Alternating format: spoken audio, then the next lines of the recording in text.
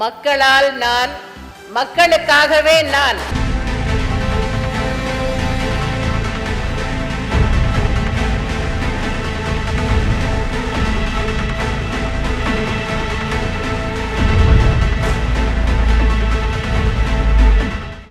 News J நேயர்களுக்கு வணக்கம். இன்றைய சிறப்பு நிகழ்ச்சியில் தமிழக அரசியல் வரலாற்றில் தைரியம் என்ற வார்த்தைக்கு உருவம் கொடுத்தவர், ஆணாதிக்க அரசியலில் தனி பெண்ணாக இருந்து வெற்றியின் உச்சிக்கு சென்றவர், மக்கள் மனங்களில் நிறைந்து அம்மா என அனைவராலும் அழைக்கப்பட்டவர், புரட்சித் தலைவி அம்மாவினுடைய 78வது பிறந்த நாளை ஒட்டி அவரது வரலாற்றை நினைவுகூர இருக்கிறோம். இன்று நமது நிகழ்ச்சிக்கு வருகை தந்திருப்பவர் பத்திரிகையாளர் திரு அப்துல் முத்தலிப் அவர்கள். வணக்கம் சார். வணக்கம். புரட்சி தலைவி அம்மா அவர்களுடைய ஆரம்ப கால வாழ்க்கை அப்படின்றதும் சரி, வாழ்க்கை பயணம் சரி, அவ்வளவு எளிதானது இல்லை. அப்படி இருக்கையில் அவங்களுடைய பள்ளி காலத்துல படுச்சுட்டியா இருந்தவங்க தான் புரட்சி தலைவி அம்மா. பள்ளி படிப்பிலிருந்து அவங்களுடைய திரைப்பயணம் நோக்கி சென்றதுக்கான காரணம் என்ன? அதாவது அவங்க வாழ்க்கையில் பல விஷயங்கள் அவங்களுக்கு கிடைக்கல. வெளியில் பார்க்குறதுக்கு பெரிய ஆளுமை, பல விஷயங்கள் அவங்க சாதிச்சு ஒரு இரும்பு பெண்மணின்னு பேர் வாங்கினாலும் அவங்களுடைய ஆரம்பகால வாழ்க்கையிலேயே பல விஷயங்களை அவங்க வந்து கிடைக்கல. அவங்க விருப்பப்பட்டது கிடைக்கலன்னு சொல்லலாம். எப்படின்னா, அம்மா கூட இருக்கணும்னு ஆசை. ஆனால் அவங்க ஒரு நடிகை, பெரிய நடிகை. அவங்க இப்போ மைசூர்லேயே படிக்க வச்சா, ஆரம்பகால படிப்புலாம் அங்கே தான். அப்போது அம்மா கூட இருக்க முடியலன்ற அந்த ஏக்கம். அப்பா சின்ன வயசுலேயே இறந்துட்டதுனால அம்மா தான் அது. அம்மா கூட இருக்க முடியல. ஒரு குறிப்பிட்ட ஸ்டேஜுக்கு பிறகு தான் சென்னைக்கு மாற்றுறாங்க. இங்கே நம்ம சஃபேர் எதிரில் என்ன ஸ்கூல் அது, சர்ச் பார்க் ஸ்கூல், இங்கே சென்னையில் சர்ச் பார்க்கில் மாற்றுறாங்க. அங்கே தான் அவங்க பள்ளி வாழ்க்கை. அப்புறமா தான் அம்மா கூட நெருக்கமாக இருந்தால். அப்படியும் பார்த்தீங்கன்னா பெரும்பாலும் அவங்க ஷூட்டிங் அதுன்னு போயிடுவாங்க. இவங்க இது நீங்கள் சொன்னீங்க படுசுட்டின்னீங்க, படிப்பில் படுசுட்டி, ஸ்போர்ட்ஸு மற்ற விஷயங்கள்லாம் இது. ஸ்கூல் ஃபஸ்ட்டு, டிஸ்ட்ரிக்ட் ஃபஸ்ட்டுன்னு வந்தாங்கன்னு நினைக்கிறேன் பெரிய அளவில். 10th அந்த டைம்லலாம் +1 +2 கிடையாது. அப்போ இவங்க படிப்பு ப்ளஸ் நடனம் அந்த மாதிரி இது. ஆங்கிலம் வந்து அவர்களுக்கு ரொம்ப சாதாரணமாக வரும். கன்னடம் வந்து கர்நாடகாலாம் இருந்தனால கன்னடன்றது அவங்களுக்கு ஒரு இது. அப்போ அந்த மாதிரி இதில் 10th அவங்க பாஸ் வந்து பார்த்திங்கன்னா பெரிய அளவில் ஸ்டேட் வைஸ் நினைக்கிறேன் பெரிய அளவில் அவங்க ஒரு இது எடுத்து பாஸ் ஆகுறாங்க. அவங்களுக்கு ஆசை படித்து நல்ல ஒரு வழக்கறிஞர் ஆகணும் அப்படின்னு, ஒரு சீனியர் கவுன்சில் லெவலுக்கு வரணும் அப்படின்னு. சொல்ல முடியாது, இருந்திருந்தால் ஜட்ஜாக வந்திருப்பாங்க. அந்த மாதிரி அந்தளவுக்கு நாலேஜு. ஆனால் இந்த நடனம் இந்த மாதிரிலாம் நடன அரங்கேற்றம் பார்த்திங்கன்னா சிவாஜி கணேசன் தலைமையில் தான் நடக்குது. நடிகர் திலகம் தலைமையில். அவர் பார்த்துட்டு ஒரு தங்கச்சிலையே இறங்கி வந்த மாதிரி இருக்குது பூமியில் அப்படின்னு அவர் அந்த இதில் பேசியிருப்பார் மேடையில். அப்புறம் இவங்களுக்கு நடிக்க சான்ஸ் வருது அப்படின்ற மாதிரி கொண்டு போகிறாங்க. அப்போ ஒரு கன்னட படம் புக் ஆகுது, தமிழ்லேயும் அவங்களுக்கான இதாகுது. அப்போ இவங்களுக்கு படிக்க ஆசை. ஆனால் அம்மா மற்றவர்கள் விருப்பம் திரைத்துறைன்னு முதல் இது கட்டாச்சா. இருந்தாலும் அப்போ வந்து +1 +2 கிடையாது, PUC தான். ஸ்டெலா மேரிஸில் அவங்களுக்கு கிடைக்குது. அன்றைக்கி அதில் ஜாயின் பண்ணிவிட்டு ஒரே ஒரு நாள் அட்டன் பண்ணிட்டு வந்துடுறேன் அப்படின்னு. அன்றைக்கி அட்டன் பண்ணியும் திட்டு வாங்கிட்டு வருவாங்க. ஒரே நாள் அட்டன் பண்ணி அந்த PUC வகுப்பில் சேர்ந்துட்டு அப்புறம் நடிப்புத்துறைக்கு வந்துடுவாங்க. நாம் பார்த்த பெரும்பாலான நடிகைகள், கலைத்துறையை சேர்ந்தவர்கள் பொதுவாக அந்த துறையில் இருக்கிறது மட்டும்தான் இருப்பாங்க. அதை தாண்டி ஜென்ரல் நாலேஜோ மற்ற விஷயங்களே ஆர்வம் செலுத்த மாட்டாங்க. ஆனால் இவங்க அந்த படிப்பு மிஸ் ஆச்சு இல்லை. ஆக்சுவலாக கல்வின்றது, நீங்கள் பள்ளி படிப்புன்றது வந்து ஒரு மொழியை உங்களுக்கு அறிமுகப்படுத்துறது மட்டும்தான் பள்ளி படிப்பு. ஒரு இன்ட்ரோ உங்களை கொண்டு போய் அந்த ட்ராக்கில் கொண்டு போய் தள்ளி விட்டு, அதுக்கப்புறம் அது எவ்வளோ வேகமாக ஓடுது மெதுவாக ஓடுதுன்றது, கூட்ஸ் இன்ஜினாக இருக்கீங்களா இல்லை இப்போ வந்திருக்க நமோ இன்ஜினாக மாறுறீங்களான்றது அவங்கவுங்க திறமை. அப்போ அவங்க அதுக்கப்புறம் நடிகையான பிறகு அவங்களுடைய ஆக்டிவிட்டீஸ்னால் பெரும்பாலும் படிக்கிறது, ஆங்கில நாவல்களும் ஏதாவது ஒன்று. அதுதான் சார் ஒரு முக்கியமான விஷயம். மொழி ஆளுமைன்றது வந்து அவங்களுக்கு உரியது அப்படின்னு சொல்லலாம். ஏன்னா அந்த காலத்திலேயே வந்து நம்ம வந்து யோசிக்கவே முடியாத சில புதுமையான வார்த்தைகள்ல ஆங்கிலத்துல உச்சரிச்சதும் கொண்டு வந்ததுமே அவங்க தான், அம்மா தான் அப்படின்னு சொல்லுவாங்க. அந்த மொழி ஆளுமையை பத்தி அதுக்கு காரணம் உங்களுக்கு தீவிர வாசிப்பு தான். நீங்க வந்து எந்த அளவுக்கு புத்தகங்கள் படிக்கிறீங்களோ, ஆங்கில இலக்கணம் வந்து அவங்களுக்கு வந்து ரொம்ப இது. அவ்வளோ ஆங்கில புத்தகங்கள். ஆங்கிலத்தில் ஒரு சிறப்பு இருக்குது. எப்படி தமிழுக்கு வந்து ஒரு பெரிய வார்த்தையில் சொல்கிறத ஒரு சின்ன வார்த்தையை உணர்த்துதோ, அதே மாதிரி ஆங்கிலத்துலேயும் ஒரு 4-5 இதில் வார்த்தைகளை சொல்லி முடிக்கிறத ஒரு சிங்கிள் வார்த்தையில் கொண்டு வர முடியும். அது வந்து ரொம்ப பேருக்கு அது வராது. அது எல்லாருமே பட்டப்படிப்பு படித்தவர்கள், பட்ட மேற்படிப்பு படித்தவர்கள் கூட ஆங்கிலத்தில் வந்து அந்த அளவுக்கு புலமையாக இருப்பாங்கன்னா சொல்ல முடியாது. அப்போ அதில் வந்து இவங்க அந்த மாதிரி படிக்கிறது இந்த மாதிரி பண்ணுறதுல ஒரு பார்ட் இருந்தாலும், இவங்கக்கிட்ட ஒரு பியூட்டி என்னென்னா எதில் கான்சன்ட்ரேஷன் பண்ணுறாங்களோ அதில் வந்து அதில் நல்லா ஒரு இதுவாக பண்ணுவாங்க. அந்த முறையில் பார்த்தீங்கன்னா நடிப்பில் வந்து அவங்க பெரிய அளவில் ரீச் ஆனாங்க. இவன் எம்ஜிஆர் கூட கிட்டத்தட்ட 28 படங்கள், அதிக படங்கள் கதாநாயகியாக நடித்தவங்க இவங்க தான். அன்றைய காலகட்டத்தில் 60கள் 70களில் தென்னிந்தியாவில் அதிக சம்பளம் வாங்குகிற நடிகை இவங்க தான். அவங்களுடைய இரண்டாவது படமே புரட்சி தலைவரோட கமிட்டான படம் 1000 ஒருவன். அவ்வளவு எளிதாக அந்த வாய்ப்பு கிடைத்து விட்டதா? அது முதல் படமாகவே கூட அமைஞ்சிருக்கலாம் அந்த மாதிரி. அதுக்கு முன்னாடி வெந்நீர் ஆடை, அதுலேயும் ஸ்ரீதர் படம் நடிச்சிருந்தாங்க, கன்னட படம் ஒன்றில் நடிச்சிருந்தாங்க. அதான் சொல்கிறேன்னே, எம்ஜிஆர் ஒரு இதில் பார்க்குறாரு, பார்த்துட்டு அவர் எப்போவுமே ஒரு அடுத்தடுத்த ஒரு அப்டேட்டில் தான் போவார். அப்போது அந்த படத்துக்கு இவங்கள தான் பண்ணணும். அந்த படமே வந்து வேறு விதமான ஒரு படம். சாண்டிலியன் மிகப்பெரிய எழுத்தாளர், வரலாற்று எழுத்தாளர் அவர். சாண்டிலியன் கதைகள்னால் அப்படி விரும்புவாங்க, நாங்களாம் அப்படி வெறியர்கள். அவர் தான் அந்த படத்துக்கு இது. அப்போ அது வந்து ஒரு சரித்திர படம் மாதிரி 1000 ஒருவன். அதில் இவங்களுக்கான நீங்கள் அதில் அவங்க அந்த டான்ஸ்லாம் ஆடும்போதெல்லாம் பார்த்தீங்கன்னா அந்த ஒரு 15 வயது பெண் உடைய இது தெரியும் உங்களுக்கு. பார்க்குறதுக்கு உங்களுக்கு பெரிய இது மாதிரினா அப்போ நடிக்கும் போது அவங்களுக்கு ஒரு 15 வயசு அந்த இது. அதற்கு பிறகு அவர்கள் அடுத்த படங்கள் எல்லா விதமான ரோல் பண்ணுறது. நீங்கள் அந்த ரோல்லாம் கூட பார்த்தீங்கன்னா கொஞ்சம் துடுக்கான இந்த மிரட்டலான ரோல்னால் இவங்களுக்கு ரொம்ப ஈஸியாக பொருந்தும். நடனம் பார்த்தீங்கன்னா அவ்வளோ நளினமாக இருக்கும். அந்த ஒரு ட்ரைனிங் இந்த இது வசன உச்சரிப்பும் அருமையாக இருக்கும். அவங்க பல மொழிகள் இருந்தாலும் தமிழ்லலாம் உச்சரிப்பு பார்த்திங்கன்னா அப்படி இருக்கும். ஒரு சின்ன ஒரு சம்பவம் என்னென்னா, மைசூரில் ஒரு படப்பிடிப்பு நடக்குது. அப்போ கன்னட வெறியர்கள் வந்து அந்த டீமையே சூழ்ந்துக்கிறாங்க, எல்லாம் பயந்து நடுங்குறாங்க.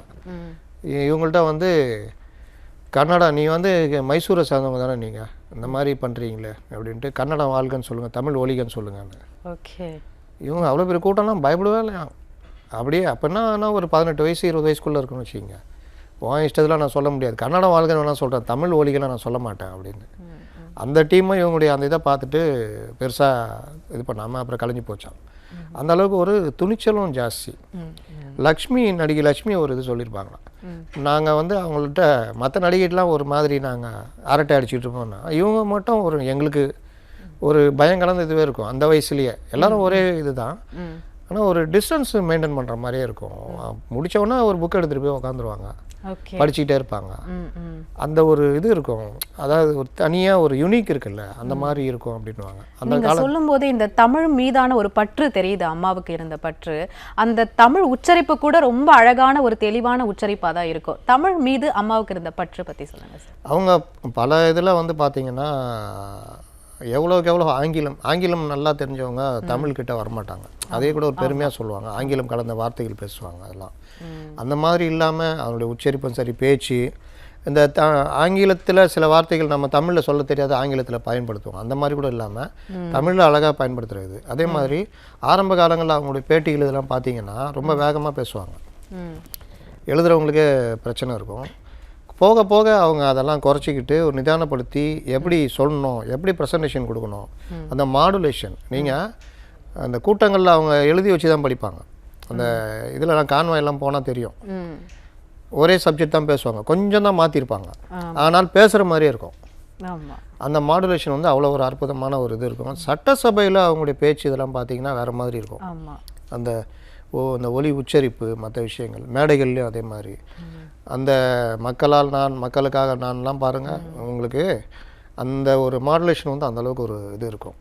அதனால் அவங்க அந்த மொழி சம்மந்தப்பட்ட விஷயங்களில் திரைப்படங்களையும் சரி, இந்த வசன உச்சரிப்பு அந்த மாதிரி இதுலேயும் பண்ணியிருந்தாங்க. அவங்களுடைய குடும்ப வாழ்க்கை அப்படின்றது வந்து ஒரு எந்த மாதிரியான ஒரு நிலையில் இருந்தது சார்? ஒரு ஏழ்மை நிலையா, இல்லை திரைத்துறைக்கு கட்டாயம் வந்தே ஆகணும், சம்பாதிச்சே ஆக வேண்டும் அப்படின்ற ஒரு நிலையில் இருந்தாங்க? அந்த மாதிரிலாம் இல்லை, பார்ன் வித் சில்வர் ஸ்பூன் தான்.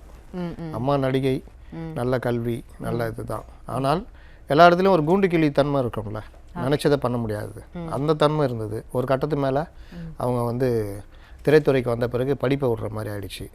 ஆனாலும் அந்த இதை வந்து அவங்க மிஸ் பண்ணல, புத்தகங்கள் படிக்கிறது அதுன்னு. நீங்கள் பார்த்தீங்கன்னா இந்த போயஸ் கார்டன் வீட்லேயே தனி லைப்ரரியே பல ஆயிரக்கணக்கான புத்தகங்கள் இருந்தது சொல்லுவாங்க. அது மாதிரி மெயின்டைன் பண்ண தலைவர்கள் ரொம்ப கம்மி தான். ஒரு சினிமா துறையிலேருந்து வந்துட்டு இந்த மாதிரி இருந்தாங்களே அப்படின்றப்போ அது ஒரு ஆச்சரியத்துக்குரிய விஷயம்தான். ஏன்னா புடவை கலெக்ஷன்லாம் காமிச்சாங்க, எல்லாம் காமிச்சாங்க. அந்த புக் கலெக்ஷன் யாராவது காமிச்சாங்களா? அப்போது அந்த மாதிரி ஒரு இது பலரை சொல்லியிருக்காங்க. அது ஒன்று வச்சிங்களேன். அவங்களுடைய வாழ்க்கையில் வந்து சினிமா துறை 70களுக்கு பிறகு 70லேருந்து 80 அந்த காலகட்டம் வரைக்கும் பார்த்திங்கன்னா அவங்க அடைஞ்ச அந்த துன்பங்கள் பல விஷயங்கள் வந்து நீங்கள் சாதாரண ஒரு மனநிலையில் இருக்கிற பெண்ணாக இருந்தால் உண்மையிலேயே தற்கொலை பண்ணிக்கிற மனநிலை தான் போயிடுவாங்க. ஏன்னா திரைத்துறையில் ஒரு சரிவு ஆரம்பிக்குது 80கள்லாம். அந்த ஒரு சரிவு ப்ளஸ்ஸு தாயாருடைய மரணம், தனிமை.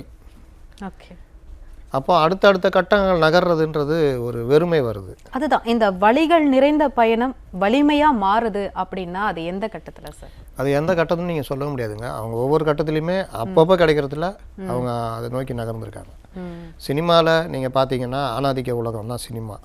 அதில் தன்னை வந்து தனியாக காமிச்சிட்டு இது பண்ணியிருக்காங்க.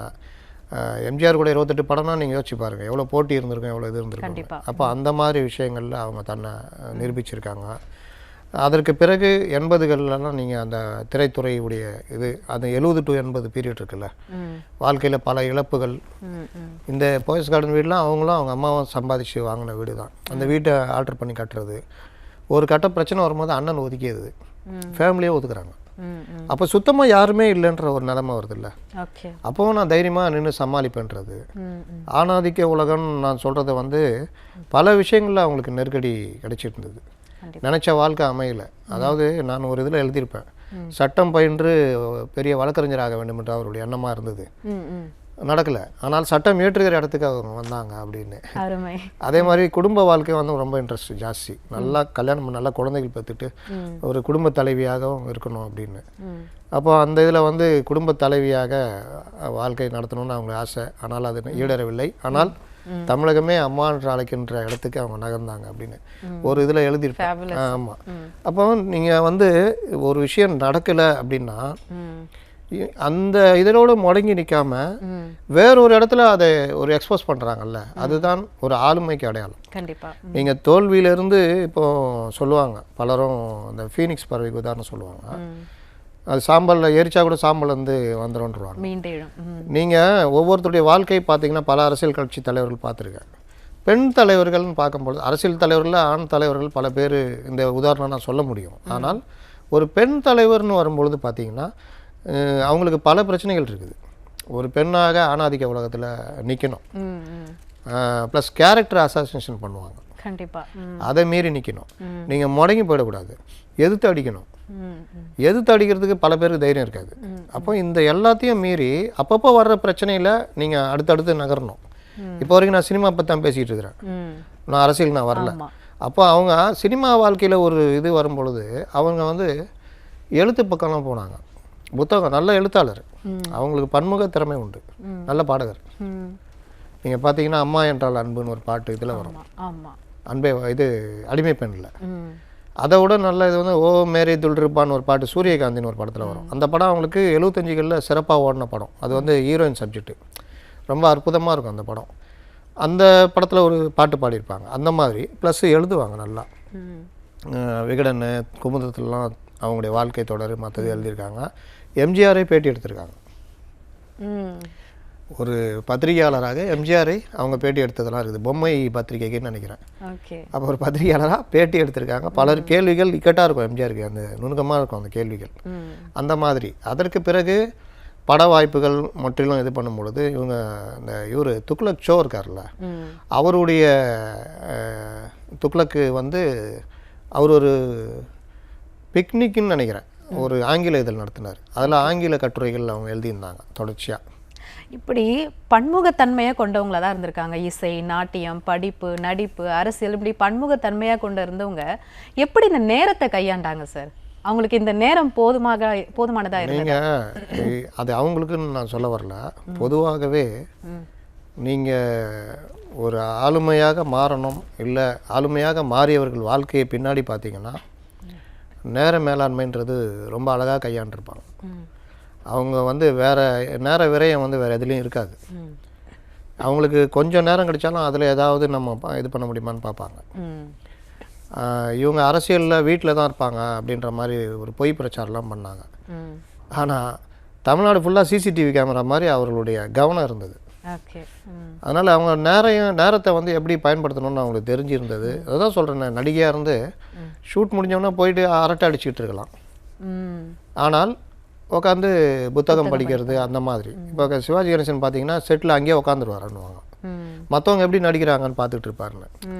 இப்போ எம்ஜிஆர்னா டெக்னிக்கலாக என்ன இருக்குன்னு பார்ப்பாரு, மற்றவர்கள் எப்படி நடிக்கிறாங்க, மற்றவர்கள் எப்படி காட்சி வைக்கப்படுது, ட்ரெஸ் கொண்டு அவர் பார்ப்பாரு அப்படின்னு சொல்லுவாங்க. இந்த மாதிரி ஒவ்வொருத்தருக்கும் ஒரு யூனிக் தன்மை. நீங்கள் சொல்கிறீங்க ஆளுமையாக ஒருத்தவங்க மாறணும் அப்படின்னா அந்த நேரத்தை சிறப்பாக கையாளுவாங்க அப்படின்னு சொல்லிட்டு.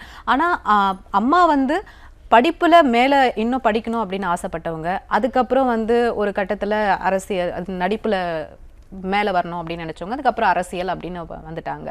ஆனால் ஒரு எய்ம் அப்படின்றத அவங்க வச்சு அதை அடுத்த கட்டத்துக்கு போகவே இல்லை அப்படின்ற பட்சத்தில் அவங்க ஆளுமை அப்படின்னு அதை நோக்கி பயணிச்சாங்களா, இல்லை அதுவா அவங்கள அதை தள்ளுச்சா அந்த ஆளுமைக்கு? வாழ்க்கையை அதன் பாதையோடு தான் நீங்கள் விட முடியும்.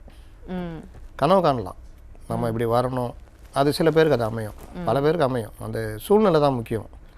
நீங்கள் ஒரு ஏழை பையன் கஷ்டப்பட்டு படித்து டாக்டர் ஆகிறதுக்கும் ஒரு டாக்டர் பையன் டாக்டர் ஆகிறதுக்கும் வித்தியாசம் இருக்குது.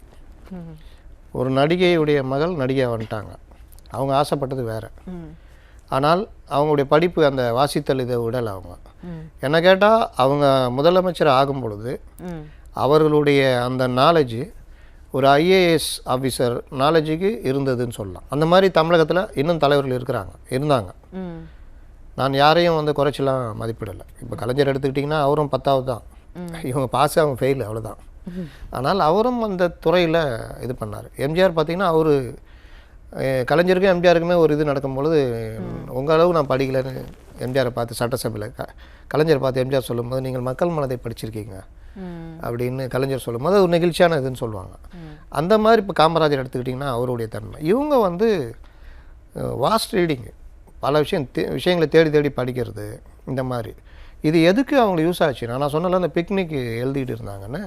அப்போ எம்ஜிஆருக்கு முதலமைச்சராக இருக்கும் பொழுது அவர் ஆட்சிக்கு வந்த நேரம் பார்த்திங்கன்னா பெரும்பாலான ஆஃபீஸர்ஸ் வந்து திமுக சார்பு ஆஃபீஸர்ஸ். ஒரு வகையில் அந்த பிற்படுத்தப்பட்ட சமுதாயம் கலைஞர் நம்மளுக்கு பண்ணார் அதுன்னு ஒரு மாதிரியான ஒரு இது இருந்து வச்சிங்களேன். அப்போது அந்த ஃபைலு மற்ற விஷயங்களில் ஒரு சிக்கல் வந்தது. அதற்கு இவங்களை கொஞ்சம் பயன்படுத்தினாங்க. அந்த ஆங்கில அறிவு, அந்த ஆங்கிலத்தில் விளையாடுறது இருக்குல்ல, நீங்கள் நேராக பார்த்தா அந்த வார்த்தை கரெக்டாக இருக்கும், ஆனால் அதுக்கு பின்னாடி ஏதாவது சூட்சமாக இருக்கும். அப்போ அதை கரெக்ட் பண்ணுற இதுக்கு அந்த மாதிரி விஷயங்கள்லாம் இவரை பார்க்க சொன்னாங்க அப்படின்னு சொல்லிட்டு ஒருத்தர் பேட்டி கொடுத்து நான் கேள்விப்பட்டேன். அப்போ ஷோ மூலிமா ஒரு அறிமுகம் ப்ளஸ் மீண்டும் அவங்களுடைய அரசியல் திரை வாழ்க்கை இதுக்கப்புறம் வேணான்னு முடிவெடுத்த பிறகு அரசியல் அப்படின்னு வரும்பொழுது 80களுக்கு மேலே நீங்கள் பெரும்பாலும் அதிமுகவை நோக்கி நகர்றதுலாம் நடந்தது. 82ல் அவங்க அதிமுகலே இணையிறது நடந்தது. அதற்கு பிறகு அவங்க வாழ்க்கை அப்போ என்ன சொல்ல வரேன்னா அரசியல் பயணம்ன்றது எப்படி ஸ்டார்ட் ஆச்சு சார் அம்மாவுக்கு? அதாவது நான் சொல்கிறது அதுதான். நீங்கள் இப்போ கேட்டிங்களே முத கேள்வி, எய்ம் இதுதான் எய்மா, அப்படி கிடையாது. அப்போ கிடைக்கல, அப்போ இது கிடைக்குது. கிடைச்சதில் என்ன பெஸ்ட்டாக பண்ண முடியும் அப்படி நகரும்போது தான் அரசியல் நோக்கி நகர்றாங்க. நடிப்பு படிக்க முடியல, நடிப்பில் என்ன பெஸ்ட்டு பண்ண முடியும். இப்போ என்ன தான் இவங்க பெரிய நடிகை, அவங்க சந்தியாவுடைய மகள் அப்படின்னு ஆரம்ப அறிமுகம் இருந்தாலும் ஒரு 4-5 படம் நடிச்சுட்டு காணா போயிருக்கலாம்ல. அப்போ அவங்களுடைய யூனிக் தான் எம்ஜிஆரை கவர்ந்தது. 28 படங்கள் எம்ஜிஆர் ஒரு ஆளை ஹீரோயினாக போடுறாருன்னா அவ்வளோ சாதாரணமாக பண்ண மாட்டார். அப்போ 28 படங்கள் அந்த மாதிரி 4 மாநில மொழிகளையும் நடிச்சிருக்காங்க, எல்லா முதல்வர் கூடயும் நடிச்சிருக்காங்க, முதல்வர் வேட்பாளர் நின்னவங்கள கூட நடிச்சிருக்காங்க. அப்போ அது ஒரு என்டி ராமாராவ், அங்கே இவர் ராஜ்குமார், கேரளாவில் பிரேம் நசீர் மற்றவர்கள். அப்போ அந்த மாதிரி ஒரு பெரிய ஒரு இதுவே இருந்திருக்குது. அவங்க எல்லா மொழியும் தெரியும், அதனால் அவங்களுக்கு அதெல்லாம் ஒரு ஈஸி. அப்போ அந்த மாதிரி இருந்தவங்க அரசியலுக்கு வரும்பொழுது சாதாரணமாக தான் அவ்வளோ என்ட்ரி பண்ணுறாங்க.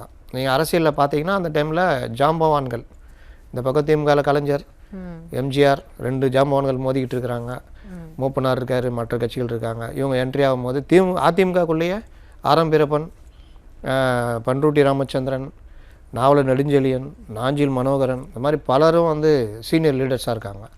இவங்க உள்ளே வர்றாங்க. அப்போ உள்ளே வரும்பொழுது தாய் பத்திரிகையில் இவங்களை கட்டுரை எழுத சொல்கிறாங்க, அரசியல் கட்டுரை தான் எழுதுகிறாங்க. அதற்கு பிறகு சிறுசேமிப்பு திட்ட துணைத் தலைவர் பதவி எம்ஜிஆருக்கு கொடுத்துருந்தார் கலைஞர் அந்த பீரியடில் 70ஸ்ல. சேம் அதே இது பண்ணுறாங்க. அதுக்கப்புறம் சத்துணவு திட்ட அந்த இதில் மாநில பொறுப்பு கொடுக்குறாங்க. நீங்கள் அந்த மாதிரி வாங்கிட்டு ஒரு ஆஃபீஸை போட்டு உக்காந்துட்டுருக்கலாம் ஜாலியாக. அவங்க அதை பண்ணலை. மாநிலம் முழுவதும் ஒரு சுற்றுப்பயணம்லாம் பண்ணாங்க. அது அவங்களுக்கு அடுத்த வந்த காலங்களில் அவங்க நினச்சிருப்பாங்களா அப்போ நம்ம முதலமைச்சர் ஆகும்னு? இல்லை. ஆனால் இன்றைக்கி கொடுக்குற பணியை செய்யணும். இப்போ உங்கள் ஆஃபீஸ் எடுத்துக்கங்க, ஒரு துறையில் யாராவது அப்பாயின்மெண்ட் ஆகுறாங்க, அதோட வேலைப்பாட்டு அப்படி போகிறதுக்கு இருக்குதுன்னு இல்லாமல் ஒரு 4 இதில் 5 இதில் கவனம் செலுத்தி கூடுதல் ஒர்க் பண்ணால் எடிட்டராக வந்து உட்காரனா இன்றைக்கே நம்ம நாளைக்கு எடிட்டராக வந்து உட்காருவோன்னு நினைக்க முடியாது. ஆனால் இந்த அனுபவங்கள் நம்ம அறியாமல் எடுத்துக்கிட்டோன்னா நாளைக்கு அந்த பொறுப்பு உட்காரும் போது நமக்கு பிரச்சனையே இருக்காது. இது வாழ்க்கையில் எல்லோரும் கற்றுக்க வேண்டியது. நான் என் வேலை கொடுத்த வேலையை மட்டும் பார்ப்பேன், கேமரானா கேமரா மட்டும் பார்ப்பேன், நான் வேறு இதில் உட்கார மாட்டேன், ஒரு விஷுவல் எடிட்டிங் உட்கார மாட்டேன் அப்படின்னா அவர் வருஷம் பூரா கேமராமேனே இருந்து காலத்தை கழிச்சிட்டு போயிடுவார். ஒரு தலைமை பொறுப்பு கொடுக்கும்போது தடுமாறுவார். இவங்க சத்துணவு திட்ட அமைப்பாளர் அந்த இது மாநிலம் தழுவிய பொறுப்புன்றப்போ அவங்க தமிழ்நாடு ஃபுல்லாக சுற்றுறாங்க. 83 ராஜ்யசபா உறுப்பினர் ஆக்குறாங்க. ராஜ்யசபா போகும்போது நீங்கள் அவங்க பார்லிமெண்ட்டில் அவங்க பேசுகிற சப்ஜெக்டு அவங்களுடைய மொழி ஆளுமை, ஆங்கிலத்தில் அவங்க உரையாடுறது இந்திரா காந்தியே கவர்றது. யார் இந்த பொண்ணு அங்கேருந்து வந்துட்டுன்னு சொல்லிட்டு அவங்களுக்கு வந்து இப்போ வைகோ ரொம்ப பிடிக்கும். ஓகே. அங்கே ஏகே கோபாலன் மற்ற தலைவர் மாதிரி தமிழ்நாட்டில் இவங்க திடீர்னு ஒரு பொண்ணு வந்து அது நடிகை இந்த அளவுக்கு அரசியல் இவ்வளோ பேசுகிறாங்களே அப்படின்னு சொல்லிட்டு ரொம்ப இது பாராட்டினதாக சொல்லுவாங்க. அதற்கு பிறகு இவர்கள் கட்சிக்குள்ளேயும் இவர்கள் கொஞ்சம் ஜெயலலிதா அப்படின்றப்போ கொஞ்சம் அவங்க மூவ் பண்ணுறது பேசுகிறது இதெல்லாம் பார்க்கும் பொழுது மற்ற தலைவர்களுக்கு பயம் வருகிறது. அங்கே தான் நீங்கள் சொன்ன அந்த பிரச்சனையும் அதுதான் சார். இப்போ திரைத்துறை அப்படின்னு எடுத்துக்கிட்டோம்னா நிச்சயமாக ஆணாதிக்கம் இருக்க தான் செய்யும் அப்பத்திலிருந்து இப்போ வரைக்குமே. ஆனால் அந்த திரைத்துறையில் கதாநாயகினா அது பெண் தான் நடிக்க முடியும் அப்படின்னும் போது அதில் கோல் வச்சு இருந்தாங்கன்றது ஓகே. பட் அரசியல் அப்படின்னும் போது மிகப்பெரிய ஆணாதிக்கம்ன்ற ஒரு அரசியல் தான் இருந்தது. அந்த அரசியல் வழக்கில் ஆணாதிக்கத்தை எதிர்த்து எப்படி அவங்க தனி மனுஷியாக ஜெயிச்சு வந்தாங்க சார்? அதாவது அவங்க நான் சொன்ன அந்த பீரியட் காலகட்டங்களில் அவர்களுக்கு கட்சிக்குள்ளேயே எதிர்ப்பு, கூட்டம் போடப்போ கூப்பிடக்கூடாது, இவங்களை அழைக்கக்கூடாது, இந்த மாதிரி பல இது. ஆனால் இவர்களுக்குன்னு ஒரு டீம் உருவாகுது, இளைஞர்கள் பட்டாலும். திருநாவுக்கரசு, SD உக்கம்சந்த், KKSSR இந்த மாதிரி ஒரு டீம் தனியாக ஃபார்ம் ஆகுது. இந்த சைடு எதிர்ப்பா ஆரம் வீரப்பன் மற்றவர்கள் சீனியர் டீமு. இதில் நாஞ்சில் மனோகரன் திமுகவுக்கு போகிறாரு, நெடுஞ்செழியன் ஒதுங்குறாரு, இந்த மாதிரி பல இது நடக்குது. எம்ஜிஆரும் இவங்களுக்கு ஓரளவுக்கு எல்லாருக்கும் எம்ஜிஆர் வந்து ஒரு இது கொடுத்தாரு, ஸ்பேஸ் கொடுத்தாரு. அந்த மாதிரி தான் இவங்களுக்கும் ஸ்பேஸ் கிடைச்சி தவிர தனியாலாம் ஒரு இது கிடைக்கல. 84 முதல்வராக இருந்த எம்ஜிஆர் அவர்கள் உடல்நலம் பாதிக்கப்பட்டு அமெரிக்காவுக்கு சிகிச்சைக்கு போகும்போது தான் இவர்களுக்கு நல்ல ஒரு வாய்ப்பு கிடைக்குது. நீங்கள் பார்த்தீங்கன்னா அன்றைக்கு இந்திரா காந்தி மரணம், எம்ஜிஆருடைய அந்த புரூக்ளின் மருத்துவமனையில் அனுமதிக்கப்பட்டிருக்காரு, தவறான செய்திகள்லாம் பரப்பப்படுது. அந்த நேரத்தில் தமிழகம் முழுவதும் சுற்றுப்பயணம் செய்ததில் ஸ்டார் கேம்பெயினர் யாருன்னா இவங்க தான். மற்றவர்கள் இருந்தாங்க, தலைவர்கள், மூத்த தலைவர்கள் பேசுவாங்க. ஆனால் பெரிய அளவில் ஒரு கேம்பெயின் போனது இவர்களுக்கும் அனுபவம், கட்சிக்கும் அது உபயோகமாச்சு. அப்போ எம்ஜிஆர் தமிழ்நாட்டிலேயே ஒரு பெரிய இதில் அந்த தொகுதியில் ஆண்டிப்பட்டின்னு நினைக்கிறேன் அதிக வாக்கு வித்தியாசத்தில் எம்ஜிஆர் ஜெயிச்சார். மீண்டும் அதிமுக ஆட்சிக்கு வருது. அந்த தேர்தலில் கலைஞரே போட்டி இல்லை, அது ஒரு பெரிய இது. அப்போ ஆனால் அவர் எம்ஜிஆர் வந்த பிறகு இந்த விஷயத்தை அவங்ககிட்ட கொண்டு போகல. வெற்றினா எல்லாரும் அப்படின்ற மாதிரி கொண்டு போகிறாங்க. இவங்கள வந்து கிட்டத்தட்ட அந்த டீம் வந்து சீனியாரிட்டி இது வந்து அடிச்சுக்கிட்டே தான் இருக்குது. அதற்கு பிறகு இவங்க அதுக்குள்ளே கட்சிக்குள்ளே போராடிட்டு தான் இருக்கிறாங்க. 86லலாம் இவங்களுக்கு ரொம்ப கடுமையான எதிர்ப்புலாம் இருந்த காலகட்டம் உண்டு. 87 எம்ஜிஆர் மறைவுக்கு பிறகு நீங்களே பார்த்துருப்பீங்க, ஜார்ஜேன்னு 2ஆ பிரியுது. அப்போ ஜார்ஜே பிரிஞ்சப்போ இவங்களுக்கு பின்னாடி வந்ததெல்லாம் யங்ஸ்டர் டீம் தான், மோஸ்ட் சீனியரு, அதிக எம்எல்ஏக்கள் இதெல்லாம் இருந்ததெல்லாம் பார்த்தீங்கன்னா ஜானகி அவங்க அணியில் தான். இவங்க இதில் பார்த்தீங்கன்னா ரொம்ப ஜூனியர்ஸ் தான், சேலம் கண்ணன், திருநாவுக்கரசர், KKSR, SD உக்கம்சந்த் இப்படி தான். ஆனால் அந்த தேர்தலில் பார்த்தீங்கன்னா 4 முனை போட்டி, 27 தொகுதிகள் அதிக இது இப்போ ஜெயிக்கும்போது இவங்க தான் அதற்கான சரியான ஆளுன்னு ஜானகி அம்மையாரை முடிவு பண்ணுறாங்க. அதாவது திமுக ஆட்சிக்கு வந்துடுது, நாம் பிரிஞ்சிருந்தால் திமுக தான் ஆட்சிக்கு வரும். அப்போ இது கரெக்டாக பண்ணணும், இது கொண்டு போகக்கூடிய தகுதியான ஆள்னா ஆரம் வீரப்பனோ இல்லை நெடுஞ்செழியனோ இல்லை வேறு யாரும் கிடையாது, அவங்களுக்கு தான் அந்த தகுதி இருக்குன்றப்போ அவங்கள்ட்ட கட்சியை கொடுக்குறாங்க, பொதுச் செயலாளராக வர்றாங்க. அதற்கு பிறகு தான் அவர்கள் வந்து அடுத்தடுத்து நகரத்தெல்லாம் பார்த்தீங்கன்னா வேறு மாதிரி இருக்கும். நீங்க சொன்ன மாதிரி ஒவ்வொரு துறையிலையும் அவங்க வந்து நினைச்சது எதுவுமே நடக்கல அப்படின்னாலும் எங்க இருக்கிறோமோ அதை வந்து சிறப்பாக செஞ்சிடணும் அப்படின்னு தான் அம்மா இருந்தாங்கன்னு சொல்லிட்டு. அப்போ அரசியல்ல அதிமுக பொதுச் செயலாளராக ஆனதுக்கு அப்புறம் அதை எப்படி அவங்க தக்க வச்சுக்கிட்டாங்க? நீங்கள் பொதுச்செயல் ஆன பிறகு அவங்க கிடைச்ச அரசியல் பிரச்சனை 2 பெரிய பிரச்சனை வந்துச்சு, மேஜர் இஷ்யூஸ். ஒன்று சட்டசபையில் தாக்கப்பட்டது, கடுமையாக தாக்கப்பட்டு நீங்கள் அந்த இது பார்த்தீங்கன்னா அந்த முடியெல்லாம் இப்படி இதாக சேலெல்லாம் கிழிக்கப்பட்டு வெளியில் வந்து ஆவேசமாக பேட்டி கொடுப்பாங்க. அப்போ அந்த நேரத்தில் இவங்க எப்படி அந்த ஒரு இக்கட்டான சூழ்நிலை அவங்க அம்மா மறைவுக்கு பிறகு அனுபவிச்சாங்களோ, அப்போ வந்து தனிமையில் இருந்தப்போ ஏதாவது முடிவு எடுத்துருக்கலாம், இல்லை ஒதுங்கி போய் ஏதாவது பண்ணலான்னு. அதனால் அதை எடுக்காமல் அவங்க நம்ம இதை தொடரணும்னு சொன்னாலும், அதே மாதிரி இந்த தாக்குதலுக்கு பிறகு அவங்க அந்த சட்டசபை வாசலில் ரொம்ப ஆவேசமாக பேட்டி கொடுத்துருப்பாங்க. இனி நான் வரும்போது முதலமைச்சராக தான் நான் வருவேன் இந்த சட்டசபைக்குள்ளே. எம்ஜிஆர் இதே மாதிரி நடந்திருக்கும். எம்ஜிஆருக்கும் 72 மதியழகன் சபாநாயகர் தாக்கப்பட்டு அதே திமுக ஆட்சி தான், SS ராஜேந்திரன்லாம் தாக்கப்படுவாங்க. எம்ஜிஆர் சட்டசபை செத்து விட்டதுன்னு சொல்லிட்டு போவார், மீண்டும் நான் வந்து இதுவாக தான் வருவேன் அப்படின்ட்டு போவார். அதே மாதிரி இவர்கள் சபதம் போடுறாங்க. 91 ராஜீவ்காந்தி மரணம், கொலை, மற்ற விஷயங்கள் பெரிய அளவில் அதிமுக ஆட்சியை பிடிக்குது. அந்த 5 ஆண்டு காலம்தான் இவர்கள் வாழ்க்கையில் வந்து எனக்கு தெரிஞ்சு ஒரு புதுசாக ஒரு இது வந்ததுனால அவங்கள்ட்ட பல விஷயங்கள் முடிவெடுக்கிறதுல பிரச்சனைலாம் வந்தது அரசியலில். அப்போ ஒரு பெரிய பொறுப்பில் இருக்காங்க, ஆட்சி மேலே இவங்க பேரை சொல்லி இவங்கள இதை பண்ணி பல பேர் செய்கிற காரியங்கள்லாம் இவங்க கண்காணிக்காமல் விட்டது. ஒரு முதலமைச்சர் எப்படி இருக்கணும், தலைவர் எப்படி இருக்கணும், ஃபஸ்ட் டைம் வர்றதுனால அந்த பயிற்சி குறைவு. அப்போது இது எல்லாமே சேர்ந்து கவர்மெண்ட்டுக்கு எதிராக ஒரு பெரிய 96 படுதோல்வி. நான் சொன்னேன்ல 2 விஷயம்னு. ஒன்று 89 தாக்குதல், நடுவில் ஒரு தடவை இவங்க கட்சியை விட்டு, அதாவது அரசியலை விட்டு ஒதுங்குறாங்கன்னு ஒரு லெட்டரை வீட்டிலேருந்து எடுத்து கொண்டு போய் கொடுப்பாங்க. இவங்க வீட்டில் இவங்க என்ன வேணால் எழுதி வச்சுருக்கட்டும், அதை எடுத்துக்கொண்டு போய் யாராவது வெளியிடுவாங்களா, அந்த மாதிரியும் பண்ணாங்க. அப்போ அந்த மாதிரி விஷயத்துலேயும் இவர்கள் மறுத்து துணிச்சலாக நின்னாங்க. 96 தான் உண்மையிலேயே ஜெயலலிதா எழுதுன ஒரு பெரிய பரீட்சைன்னு சொல்லலாம். கூட இருந்த எல்லாரும் ஓடி போயிட்டாங்க, தனி மரம். 3 மாதம் இந்த கரைவேட்டி கட்டுறதுக்கு எல்லாம் பயந்தாங்க. அதிமுகன்னு சொல்கிறது கூட பயந்த அளவு. ஏன்னா அந்த அளவுக்கு பெரிய ஒரு வெற்றி எதிர் சைடு, இந்த சைடு ஒன்றுமே இல்லை, இவர்களும் தோல்வி, இதோட முடிஞ்சது அவங்க கதை அப்படின்னு எல்லாருமே நினச்சாங்க. அதிமுக அவ்வளோதான். ஏன்னா யார் பெரிய தளபதிகளாக நினச்சாங்கன்னா எல்லாம் செதறி ஓடிட்டாங்க, முடிஞ்சது அதுன்னு. நீங்கள் அந்த இடத்துல தான் நீங்கள் கேட்ட அந்த ஆளுமைன்னு சொல்கிறது. ஒருத்தர் வந்து தொடர்ந்து வெற்றி பெறுறதோ, இல்லை ஒரு மலர் பாதையில் போகிறதோ, இல்லை வெற்றிக்கான வாய்ப்புகளை மற்றவர்கள் உருவாக்கும் போது அதில் வந்துட்டு நான் வந்து பெரிய தலைவன் சொல்கிறதோ தலைவன் இல்லை. 10 தோல்வி வந்தாலும் எந்திரிச்சு நிற்கிறான்ல, அதுதான் ஆளுமை. அப்போ அந்த படுதோல்வி வந்த பொழுது அவங்க வந்து அதை எப்படி எதிர்கொண்டாங்கன்னு நான் எப்படி பார்க்குறேன்னா, இவங்க மேலே வழக்கு வருது, புதுசாக வந்த கவர்மெண்ட்டு இவங்க மேலே வழக்கு போட்டு இவங்களை கைது செய்கிறாங்க.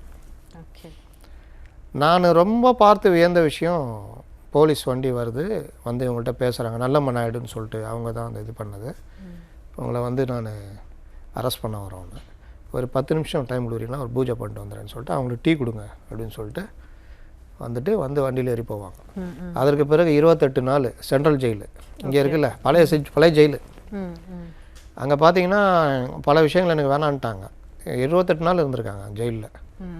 நீங்கள் புது ஜெயில் கூட கொஞ்சம் ஓரளவு பரவாயில்லாமல் இருக்கும், அது வந்து ரொம்ப பழைய ஜெயில், அது சென்ட்ரல் ஜெயில். அங்கே 28 நாள் நீங்கள் பார்த்தீங்கன்னா அவங்க பிறந்ததுலேருந்து அவங்க பார்ன் வித் சில்வர் ஸ்பூன் தான், அவங்க எந்த வித கஷ்டத்தையும் அனுபவிக்காமல் வளர்ந்த ஒரு கேரக்டர். அப்போ 28 நாள் ஒரு சிறை கைதியாக இருக்கிறதுன்றது அதோட பயந்து போயிடுவாங்க. அப்படி தான் நினச்சார் கலைஞர்லாம், இதோட பயந்து ஒதுங்கிடுவாங்கன்னு. 28ஆவது நாள் வெளியில் வந்து அதுக்கப்புறம் மீண்டும் கட்சியை ரெடி பண்ணி இவர் அந்த நேரத்தில் ஒரு ரூட் எடுக்கிறார். 99ல் 98ல் இவங்க கரெக்டாக ஒரு மூவ் எடுத்து வாஜ்பாய் பிஜேபியோட கூட்டு வைக்கிறாங்க. அந்த கூட்டணி வந்து அந்த டைமில் பெரிதும் எதிர்பார்க்கப்பட்ட கூட்டணி, ஆட்சியை பிடிக்கிறாங்க. 96ல் வாய்ஸ் கொடுத்த ரஜினிகாந்த் அதே வாய்ஸ் இருக்கும், அவரால் தான் இந்த இது வெற்றி வந்துன்ற மாதிரி 98ல் வந்து வாய்ஸ் கொடுக்குறாரு. அந்த வாய்ஸுக்கு வாய்ஸே இல்லை. 30 பார்லிமெண்ட் சீட்டு ஏடிஎம்கே ஜெயிக்குது. ஓகே, அப்போ 30 பேர் இங்கேருந்து டெல்லி இதுக்கு போகிறாங்க வாஜ்பாய் கவர்மெண்ட்டில். அந்த வாஜ்பாய் கவர்மெண்ட்டு கூட நீங்கள் பார்த்தீங்கன்னா வேறு ஒருத்தராக இருந்தால் பயந்து போய் அப்படியே இது பண்ணி ஒரு ஆண்டு கழிச்சு ஏதோ பிரச்சனைன்னு வரும்பொழுது அப்படியே இதாக இருந்திருப்பாங்க. இவங்க எனக்கு என்னென்னு கவுத்தி விட்டுறாங்க. அது கவுறதுக்கு இவங்க முக்கியமான காரணம். அந்த ஆட்சி கவிழ்ந்து எப்படான்னு காத்து இருந்து கலைஞர் அதுக்கு மாறுறாரு. அப்போது 96ல் வீழ்த்தப்பட்டவர், படுதோல்வி அடைஞ்சவர் 98ல் 2 வருஷத்தில் டக்குன்னு எந்திரிச்சு நிற்கிறாங்க. அதற்கு அடுத்த 3 வருடங்கள் அவங்க பண்ண அரசியல் 2001ல் மீண்டும் ஆட்சிக்கு வர்றாங்க. அப்போ என்னன்னா இவங்க அசைக்க முடியாத ஒரு பெண்மணின்றது நிரூபணம் ஆகுது. 91 to 96 கிடைச்ச அனுபவம் இருக்குல்ல, அந்த பீரியடில் அவங்க பல நல்ல திட்டங்கள் கொண்டு வந்தாங்க. ஆனால் பெரியதளவில் பிரச்சாரங்கள் பார்த்தீங்கன்னா எதிராக தான் இருந்தது. நீங்கள் இந்த ஒரு படம் கூட வந்திருக்குமே, கருத்தமாக தானே கள்ளிப்பால் ஊற்றி கொள்றது. அந்த டைமில் சிசு கொலை, பெண் சிசு கொலை இருந்தது அதிகமாக இருந்தது. நீங்கள் தொட்டில் குழந்தைகள் திட்டம் கொண்டு வந்தாங்க. அதனால் காப்பாற்றப்பட்ட குழந்தைகள் இன்றைக்கி பட்டாதாரிகளாக, குடும்ப தலைவிகளாக பல பேர் இருக்காங்க. அன்றைக்கி அவங்க அந்த திட்டம் கொண்டு வரலன்னா பல பேர் அன்னையோட மண்ணோட மண்ணாக இருப்பாங்க. சார், அவங்க அரசியல் வந்தது ஒரு பக்கம் பெரிய சாதனை அப்படின்னாலும் அந்த திட்டங்கள்லாம் உருவாக்குனது மிகப்பெரிய மாற்றங்களை ஏற்படுத்தினது தமிழகத்தில். அப்படி கொண்டு வரப்பட்ட திட்டங்கள் என்னென்ன? தொட்டில் குழந்தைகள் திட்டம் ரொம்ப முக்கியமானது. அது யுனெஸ்கோ லெவலில் அவங்களுக்கு ஒரு பெரிய அளவில் பேர் வாங்கி கொடுத்துச்சு. அதற்கு பிறகு சத்துணவு திட்டத்தை இவங்க இன்னும் கொஞ்சம் இம்ப்ரூவ் பண்ணி கொண்டு வந்தாங்க. அது ஒரு இது. 2013 அம்மா உணவகம், நான் சொல்கிறதெல்லாம் பேசப்படுகிற விஷயங்கள். அம்மா உணவகம்னு பார்த்தீங்கன்னா நீங்கள் 5 ரூபாய்க்கு மதியானம் சாப்பாடு, 1 ரூபாய்க்கு இட்லி காலையில், அது கூட மக்களுக்கு இலவசம் அப்படின்றது போயிடக்கூடாதுன்றதுக்காக அந்த சிறு அமௌண்ட்டை நிர்ணயிச்சு சொன்னாங்க. அது நீங்கள் பார்த்தீங்கன்னா அதுக்கப்புறம் நீங்கள் ஏதோ ஒரு வெளிநாடு, அவர்களும் சரி இந்தியாவில் பல மாநிலங்கள் அதை ஃபாலோ பண்ணாங்க. நீங்கள் அம்மா உணவகன்றது பார்த்தீங்கன்னா அது ஒரு வகையான சமூகம் சார்ந்த திட்டம். அது எப்படின்னா நீங்கள் இப்போ இன்றைக்கி பணம் கொடுக்குறேன் அது கொடுக்குறேன்றதை தாண்டி உழைக்கிற ஒருத்தர் அவங்க உணவு பல பேர் சாப்பிட மாட்டாங்க, காசு இருக்காது, இல்லாட்டி இந்த காசு வீட்டுக்கு தேவைன்னு சாப்பிட மாட்டாங்க. அப்போது குறைந்த தொகையில் உணவு சாப்பிட்டா தான் அவங்க ஆரோக்கியத்துக்கு நல்லது. ரெண்டாவது செலவு மிச்சம் ஆகும். இப்படி பார்த்தீங்கன்னா ஒரு நாளைக்கு காலையில் 5 ரூபா, மத்தியானம் 5 ரூபா, நைட்டு 5 ரூபா, 15 ரூபாவில் நீங்கள் இது முடிக்கிறீங்கன்னா நீங்கள் மிஞ்சி போனால் 450 ரூபா ஒரு மாதத்துக்கு செலவு பண்ணுவீங்க. இது அந்த குடும்பத்துக்கு எவ்வளோ பெரிய பேருதவியாக இருக்கும்ன்றது.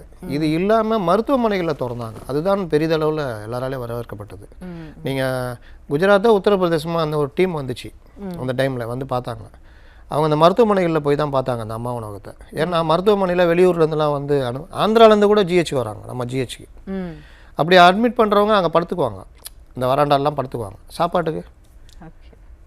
என்ன பண்ண முடியும்? அப்போ அங்கே நீங்கள் அம்மா உணவகம் திறந்தீங்கன்னா யோசிச்சு பாருங்கள். அப்போ இந்த மாதிரி விஷயங்கள் யோசிச்சது. இலவச காலனி, இலவச இது, குழந்தைகளுக்கான திட்டங்கள் இருக்குல்ல, பள்ளி குழந்தைகளுக்கான இது, அது ரொம்ப முக்கியம் அவங்களது. அதோடு சேர்ந்து லேப்டாப்பு, மடிக்கணினி, அது ஒரு டிஜிட்டல் புரட்சி ஏற்படுத்தின்னு சொல்லுவாங்க. கறவை மாடுகள் திட்டம். ஒரு கறவை மாடு ஒரு குடும்பத்துக்கு கொடுக்குறீங்க, இல்லை ஆடுகள் கொடுக்குறீங்கன்னா அது தினம் தினம் அவர்களுக்கு வருமானம் கொடுக்கும். அந்த பால் உற்பத்தி பெருகும். அவங்க அப்போ என்ன யோசிச்சாங்கன்னா, உத்தரப்பிரதேசம் இது, குஜராத் இது மாதிரி, கர்நாடகா மாதிரி பால் உற்பத்தியை பெருகி அதில் ஒரு பொருளாதாரத்தை கொண்டு வரணும்னு யோசிச்சாங்க. அப்போ 1 கோடி லிட்டர் பால் உற்பத்தி கொண்டு வரணும். அப்போ அவங்க யோசிச்சப்போ 21 லட்சம் லிட்டர் இது. அப்போ 1 கோடி லிட்டர் கொண்டு வரணும்னா அப்போ சொன்னது பொன்ராஜ் தான், கலாமுடைய ஆலோசகர், அவர் தான் சொன்னது. கறவை மாடு இந்த மாதிரி யோசிங்க. அப்போ குடும்பத்தில் போயிடுச்சுன்னா அவங்க கொண்டு சொசைட்டி ஊற்றுனாங்கன்னா அது கொள்முதல் அதிகரிக்கும் அப்படின்னு. அது கிட்டத்தட்ட 42 லட்சம் லிட்டர் வரைக்கும் வந்துச்சு. இன்றைக்கி 27 லட்சமோ 30 லட்சமோ சுருங்கி போய் கிடக்குது. ஆவினே இன்றைக்கி தடுமாறிக்கிட்டு நிற்கிது. நமக்கு மாற்று பொருளாதாரம் பால் பொருட்கள் இதில் தான் இருக்குது. யாரும் அந்த சைடு இது வரைக்கும் யோசிக்கலை. அப்போ அந்த இது யோசனைன்றது ரொம்ப முக்கியம். முக்கியமாக நான் இன்னொன்று பார்க்குறது 69% இடஒதுக்கீடு. இன்றைக்கி கல்வி வேலைவாய்ப்பில் எந்த ஸ்டேட்டுமே 69% கிடையாது. 50 தான் ஸ்லாப்பு, 50% தான். இன்றைக்கி மகாராஷ்டிரா மாநிலத்தில் 5% முஸ்லீம் கொடுத்தது ரத்து பண்ணணும்னு இவர் ஒரு அறிக்கை விடுறாரு முதல்வர், இஸ்லாமியர்களுக்கு கொடுத்த பரிசுன்னு. ஆக்சுவலாக அது அப்படி இல்லை, அது தப்பாக அறிக்கை விடுற மாதிரி இதுலேயும் விடுறாங்க. அன்றைக்கி இருந்த காங்கிரஸ் கவர்மெண்ட் 2014 காங்கிரஸ் தேசியவாத கவர்மெண்ட்டு 5% கொடுக்குறாங்க. 50 மேலே ஸ்லாப்புக்கு மேலே 5% கொடுத்தா அதை சட்டமாக்கி கொண்டு போகணும், பார்லிமெண்ட்டில் கொண்டு போய் கொடுத்து பொதுப்பட்டியலில் வைக்கணும். அப்போ 55% யாரும் தொட முடியாது. இவங்க திட்டம் நிறைவேற்றி அறிவிச்சுட்டு விட்டாங்க, கோர்ட்டில் போகணுன்னு நிற்கல. அதுக்கப்புறம் நடைமுறை சிக்கல்லாம் வரும்போது இப்போ அவங்க அதை நீக்கிறாங்கன்றது, அது ஏற்கனவே இல்லாத நீக்கும் பொழுது இவர்கள் எடுத்துக்கிட்டு பண்ணுறாங்க. ஆனால் இவங்க 50க்கு மேலே 69% இடஒதுக்கீடு 19% நிறுத்தணும்னா அதுக்கு பாதுகாப்பு வேணும்னு சொல்லிட்டு பார்லிமெண்ட் வரையும் கொண்டு போய், நான் என்ன கேட்குறேன், எவ்வளோ எம்பிலாம் வச்சுருக்கலாம், நம்ம நினச்சதை சாதிக்கிறது தான் நம்முடைய ஆளுமை. அப்போ 19% நிறுத்தி ஜனாதிபதி ஒப்புதல் வாங்கி அதை 9வது பட்டியலில் சேர்த்தது இன்னை வரைக்கும் எப்போதுமே திமுக ஆதரித்து கொண்டு இருக்கிற திராவிடர் கழக வீரமணியை சமூக நீதி காத்த வீராங்கனைன்னு பட்டம் கொடுத்தது. அதே மாதிரி இஸ்லாமியர்களுக்கும் கிறிஸ்தவர்களுக்கு அவங்களுடைய ஆசை என்னென்னா ஜெருசலம் போகணுன்னு இருக்கும் ஒவ்வொரு கிறிஸ்தவர்களுக்கும். இஸ்லாமியர்களுக்கு ஹஜ்ஜி, இந்த கடமைகளில் ஒன்று ஹஜ்ஜி பயணம். ரெண்டுக்கும் மானியம் கொடுத்தது, அந்த ஹஜ்ஜி கமிட்டி அமைச்சது. இந்த மாதிரிலாம் பார்த்தீங்கன்னா இது பள்ளிவாசலுக்கு அரிசி, நீங்கள் எல்லாம் பார்த்தீங்கன்னா இவங்க தான் ஆரம்பிச்சிருப்பாங்க. ஆனால் பார்க்குறதுக்கு இவங்க மற்றவங்க ஏதோ பண்ணுற மாதிரி ஒரு தோற்றத்தை உருவாக்கும். அம்மாவுடைய திட்டங்கள் எப்பவுமே வந்து நீண்ட கால பயனுள்ளதா இருக்கும், நீண்ட காலத்துக்கு பேசக்கூடிய ஒரு திட்டங்களாக தான் இருக்கும். அப்படி ஒரு திட்டங்களை உருவாக்குறதுக்கு வந்து அவங்களுடைய யோசனைகள் எப்படி இருக்கும் சார்? இதெல்லாம் வந்து எவ்வளோ நாளைக்கு முன்னாடி, ஏன்னா அவங்க ஒரு குடும்ப வாழ்க்கையை கூட அவங்க வாழலை. அப்படி இருக்கின்ற பட்சத்தில் சின்ன குழந்தையிலிருந்து ஒரு முதியவர்கள் வரைக்கும் ஒரு பெண்மணிக்கு என்னென்ன தேவையோ அது எல்லாமே சிறப்பாக செஞ்சு ஒரு திட்டங்களை எவ்வளோ யூனிக் அப்படின்றதுக்கு நான் பல தலைவர்கள் யூனிக்கு, அதில் எம்ஜிஆர் தான் நம்பர் 1. உங்கள் நிலையிலேருந்து உங்கள் கஷ்டத்தை பார்க்குற ஒரு எம்ஜிஆர். அதனால தான் இன்னை வரைக்கும் எம்ஜிஆருக்கு வந்து அந்த பொன்மனச்செம்மல்னு ஒரு பேர் இருக்குது. மற்றவர்களும் பார்த்தார்கள், மற்றவர்களை விட இவர்கள் எவ்வளோ வித்தியாசமானவர்கள் அப்படின்றதுக்கு சொல்ல வர்றாங்க. இவங்க எவ்வளோ யூனிக்னா, ஒரு குழந்தைய கள்ளிப்பால் ஊற்றி கொள்றதை தடுக்கிறதுக்கு நம்ம என்ன பண்ண முடியும்னு யோசிக்கிறாங்கல்ல, அது யூனிக். இன்னை வரைக்கும் அந்த தொட்டில் குழந்தைகள் திட்டம் இப்போ எப்படி இருக்குன்னு தெரியல. ஏன்னா பல திடீர்னு அம்மா உணவுமே தடுமாறிட்டு இருக்குது. நீங்கள் பார்த்தீங்கன்னா சென்னையில் எங்கே இருக்குன்னு தெரில. அப்போ அந்த மாதிரி அவங்க யூனிக்காக யோசித்ததுடைய விளைவு. நான் சின்ன உதாரணம் சொல்லணுன்னா, பல முறை பதிவு பண்ணியிருக்கேன். அவங்க போயஸ் கார்டனில் எதிர்கட்சி தலைவராக இருந்த பொழுது அந்த பீரியட்லலாம் அவங்க போயஸ் கார்டன் அந்த ஒரு பெரிய ஒரு 700 மீட்டர் போய் தான் ரைட்டு திரும்புவோம் அந்த வீடு மெயின் ரோட்லேருந்து. அந்த 700 மீட்டர் போகும்போது அந்த ஸ்டெல்லா மேரிஸ் காலேஜ் காம்பவுண்டில் ஒரு சின்ன கேட் இருக்கும், அது உள்ள அந்த சைடில் ஒரு அம்மா டிவி வித்துட்ருப்பாங்க. இவங்க முதலமைச்சர் ஆனவுடனே ஒரு புரோட்டோக்கால் வந்துடும்ல, அந்த கடையை தூக்கிட்டாங்க. இவங்க எவ்வளோ யூனிக்குன்றது சொல்கிறாங்க. போனோன்னா வீட்டுக்கு முதலமைச்சர் பதவி ஏற்று யாரும் போகும்போது பார்க்குறாங்க, இல்லைன்னொன்னா அப்போ நான் டிசியை கூப்பிட்றாங்க, வர சொல்லுங்கன்னா டிசி நிற்கிறாரு, அந்த கடை எங்கன்னு. இல்லைம்மா புரோட்டோக்கால். அவங்க பொழைச்சிக்கிட்டு இருக்கிறாங்க, இது பண்ணுறாங்க. கட்சிக்காரங்க பார்க்க வர்றவங்களாம் அங்கே டீ சாப்பிடுவாங்க, அதை எப்படி இது பண்ணுவீங்க, முதல்ல போடுங்க அப்படின்றாங்க. கடை வந்துடுது. அந்த அம்மாவை கூப்பிட்டு வர சொல்கிறாங்க, டீட்டெயிலாம் கேட்டு நீ போட்டுக்கம்மா ஒன்றும் பிரச்சனை இல்லைன்றாங்க. இது அவங்க கவனிக்கணும் அவசியம் இல்லையா? அது ஒரு யூனிக்கான ஒரு இது. அதற்கு பிறகு இன்னொரு நாள் ஒரு 4-5 மாதம் பொறுத்து அதே மாதிரி கடை இல்லை. இந்த தடவை கொஞ்சம் கடுமையாகவே அந்த போலீஸ்காரங்களை கூப்பிட்டு டெப்டி கமிஷனரை கூப்பிட்டு என்ன நினச்சிட்டு இருக்கிறீங்க அப்படின்னோன்னா அவங்களுக்கே தெரியல. ஐயோ அம்மா நாங்கள் காரணம் இல்லை, என்ன காரணம் தெரிலன்னு அவங்களுக்கு கண்டுபிடிச்சி கூப்பிட்டுவாங்கன்னா தேடி கீடி கண்டுபிடிச்சி அவங்க ஏதோ ஆப்ரேஷன் பண்ணி ஏதோ அட்மிட் ஆகிட்டுருக்காங்க ஹாஸ்பிட்டலில். தகவல் சொல்கிறாங்க, நாங்கள் எல்லாம் காரணம் இல்லை, அவங்க தான் உடம்பு சரியில்லாமல் அட்மிட் ஆனதாங்க. சரியானவனு கூட்டுவாங்கன்றாங்க. சரியானவனு கூட்டு வந்து விவரம்லாம் கேட்டு 2 பொம்பளை பசங்க போல் அவங்களுக்கு. அதுக்கப்புறம் அவங்களுக்கு பண உதவி பண்ணிவிட்டு எந்த வீட்டில் அந்த ஃபங்க்ஷன் நடந்தாலும் இவங்களுக்கு அழைப்பு, அந்த குழந்தைகளுக்கு அந்த வயசுக்கு வந்த ஃபங்க்ஷனு மற்ற இதெல்லாம் இவங்க வந்து பண உதவி இந்த மாதிரிலாம். அந்தங்க பெருக்கிறவங்கள கூட கூப்பிட்டு உட்கார வச்சு சாப்பாடு போட்டு சேர் போட்டு உட்காந்து எப்படி இருக்குது, என்ன சொல்கிறாங்க கவர்மெண்ட்டு அப்படின்லாம் கேட்பாங்கன்னா அவங்களாம் பேட்டி கொடுத்துருந்தாங்க. இது ஒன்றுனா, நீங்கள் அவங்க வெளியில் போகும்போது ஒரு முதலமைச்சர் வெளியில் போகிறாங்க, இங்கேருந்து கோட்டைக்கு போகிறாங்கன்னா வழிநடுக்கில் அவங்க வேடிக்கை பார்த்துட்டு தான் போவாங்க. வணக்கம் சொன்னால் வணக்கம் சொல்லுவாங்க. அப்போ பார்க்கும்போது நீங்கள் கட்சிக்காரங்களே இடம் பிரித்து நிற்பாங்க. அந்த மாதிரி நீண்ட காலம் நின்று வணக்கம் சொல்லினவங்க எம்எல்ஏ ஆன கதைலாம் இருக்குது. ஒருத்தர் விருப்ப மனு வாங்குறேன்ட்டு வந்துட்டு இது பண்ணால் நேர்காணல் கேட்குறாங்க, அம்மா அவங்கள பார்க்கணும், அதுக்கு தான் நான் விருப்ப மனு போட்டேன், மற்றபடி எனக்கு வசதி எதுவுமே கிடையாதும்மா, நான் வரேம்மான்ட்டு அவருக்கு போய் தகவல் சொல்கிறாங்க. உங்களுக்கு போஸ்டிங் எம்எல்ஏ இது வேட்பாளர் நிறுத்தியிருக்காங்க, வேலையை பாருங்க அப்படின்னு. என்கிட்ட எது மேலேனா அதெல்லாம் கட்சி பார்த்துக்கோங்க. அவர் எம்எல்ஏ ஆன வரலாறுலாம் உண்டு. இந்த மாதிரி பலர் நான் சொல்லுவேன், என்னுடைய சொந்த அனுபவத்திலேயே பல எம்எல்ஏக்கள் நான் இது பண்ணியிருக்கேன். அப்போ இந்த மாதிரி விஷயங்கள் கவனிக்கிறது, ஒரு சின்ன விஷயம்னாலும் கவனிக்கிறது, எல்லாவற்றையும் தாண்டி அவங்க 91, 96 அவங்களுக்கு கிடைச்ச அனுபவம் சொன்னல, அதில் இருந்து அவர்கள் அதிகாரிகளாக இருக்கட்டும் யாராக இருக்கட்டும், அதிகாரிகளை முழுவதும் நம்பியவர்கள் தேர மாட்டாங்க. ஏன்னா அதிகாரி ஒன்றும் ஓட்டு போட போகிறதில்ல, மக்கள் தான் ஓட்டு போடுவாங்க. ஆட்சி செய்யறதுக்கு கொடுத்தது மக்கள், இவங்களுக்கு தான், அதிகாரிகள் கிடையாது.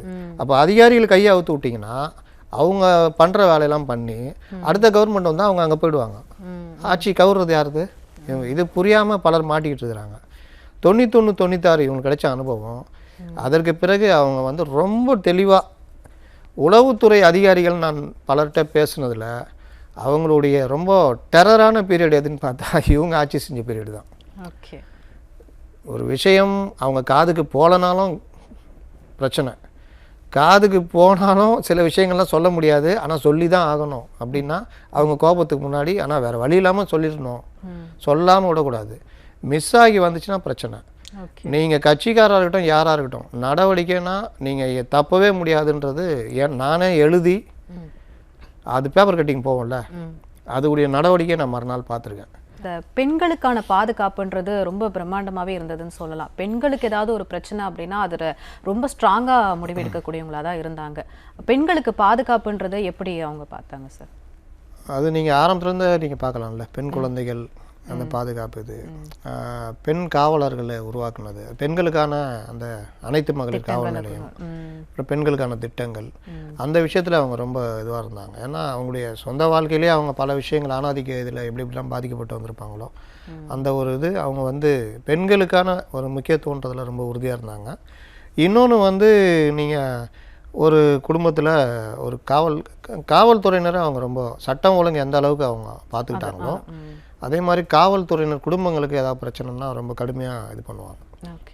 அதில் ஒரு காவலர் அந்த ஒருத்தரை பிடிக்க போகும்போது கத்தியால் குத்தி கொல்லப்படுவார். ஃபஸ்ட் டைம் அவருக்கு 1 கோடி ரூபா இவங்க அறிவிச்சாங்க அந்த ஃபேமிலிக்கு. இப்போ கூட இன்னும் 1 கோடி ரூபாலாம் கொடுக்க மாட்டேங்கிறாங்க, சில சமயம் 50 லட்சம்ன்றாங்க. 1 கோடி ரூபா அறிவிச்சாங்க. அந்த வீட்டில் அந்த பெண்ணை கூப்பிட்டு அவங்க மகள்கிட்ட, ஒரே மகள், பேசும்பொழுது நினைமா நீங்கள் டாக்டராக இருப்பாங்க, பேசும்போது என்ன உன்னுடைய இதுன்னு கேட்டப்போ, அப்பா இருந்திருந்தா என்ன அந்த மாதிரி மெடிக்கல் படிக்க வச்சிருப்பா, அப்போ நீட்டு வரல, படிக்க வச்சுருப்பாரு, இந்த மாதிரி அப்பா இறந்துட்டாங்க, இந்த மாதிரின்னா அரசு செலவில் நான் பார்த்துக்கிறேன் ஒன்று அப்படின்ட்டு மெடிக்கல் இதில் சேர சொல்லி அந்த இது பண்ணி விட்டாங்க. இன்றைக்கி அவங்க எங்கேயா டாக்டராக இருக்கலாம். அந்த மாதிரி விஷயங்கள்லையும் அவங்க ரொம்ப ஸ்ட்ராங்காகவே பண்ணாங்க. அம்மாவுடைய பிடிவாதத்தை ரொம்பவே எல்லாரும் பேசுவாங்க. எதில் இருந்தாலும் ஒரு முடிவு எடுத்துட்டாங்கன்னா எடுத்தது தான் அப்படின்னு சொல்லிட்டு, அந்த பிடிவாதத்தை பற்றி எப்படி நினைக்கிறீங்க? பிடிவாதம் அவர்கள் நீங்கள் நினச்சிருந்தா அரசியல் விட்டு போயிருக்கலாம், சில இடங்களில் விட்டு கொடுத்துருக்கலாம். இந்த 89 ஏடிஎம்கே 2ஆக பிரிஞ்சப்போ சீனியர்களுக்கு விட்டு கொடுத்து நின்றுருக்கலாம். கட்சிக்குள்ளேயே பல சீனியர்கள் எனக்கு என்னென்னு பண்ணப்போ அந்த இடத்துல இறங்கியிருக்கலாம். அந்த மாதிரி விஷயங்கள் மத்திய அரசோட மோதலில் ரொம்ப பிடிவாதமெல்லாம் இருந்திருக்காங்க. காவிரி பிரச்சனையில் ஒரு உண்ணாவிரதம் இருந்தாங்க, இதில் தண்ணி நமக்கு ஏற்ற இது ஒதுக்கலன்னு உண்ணாவிரதம் இருந்தாங்க.